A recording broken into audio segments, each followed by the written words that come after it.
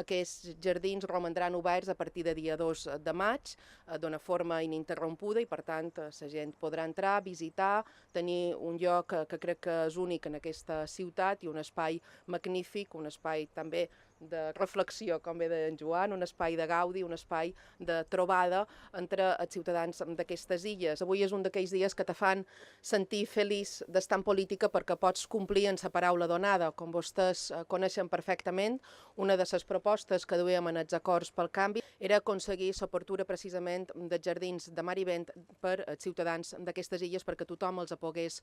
gaudir. I vull agrair molt especialment a la Casa Real que des del minut 1 varen ser molt sensibles a la possibilitat de fer aquesta apertura dels jardins, uns jardins que poden veure magnífics i que, evidentment, suposen un nou espai públic en aquesta zona de Ciutat de Palma. Durant tot aquest procés deia que hem anat treballant en l'apertura d'aquests jardins, han tingut una meravellosa sorpresa i iniciativa de la família Miró, i vull agrair molt especialment a en Joan Punyat la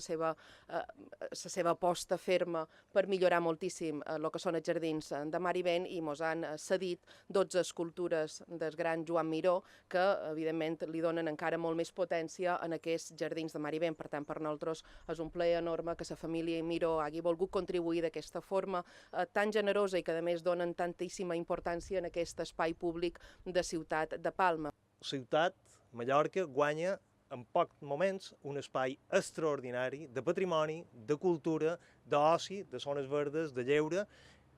impensable, impensable. La veritat és que hem d'estar absolutament satisfets de aquestes conjuncions que s'han donat i a partir d'aquí, bueno, el govern lògicament ens comprometrem en el manteniment d'aquest magnífic espai i a l'obertura, com ha explicat la presidenta, de tot l'any amb un horari d'estiu de 9 del matí a 8 de l'hora baixa, per tant hi haurà moltes hores per poder-lo visitar, en l'horari d'hivern un poc més restringit, de 9 a 4 i mitja, i estarà obert tot l'any, menys la setmana de Setmana Santa i 2 mesos d'estiu. Quan vaig saber que havia aquesta iniciativa per part del govern de les Illes Balears d'obrir els jardins de mar i vent al públic, vaig dir, alerta, hi ha una conversa de Joan Miró amb en Camilo José Cela, Truloc, el gran preminol que vivia aquí a la Bonanova, y decía, mi sueño es intentar sembrar los jardines y los bosques de esculturas en Mallorca. I de seguida vaig anar a veure els representants del govern de les Illes Balears, a la seva majestat el rei Felip a Madrid, i de seguida varen dir és una unió que sempre sortirà guanyant Mallorca, el govern de les Illes Balears, la Casa Real i la família Miró.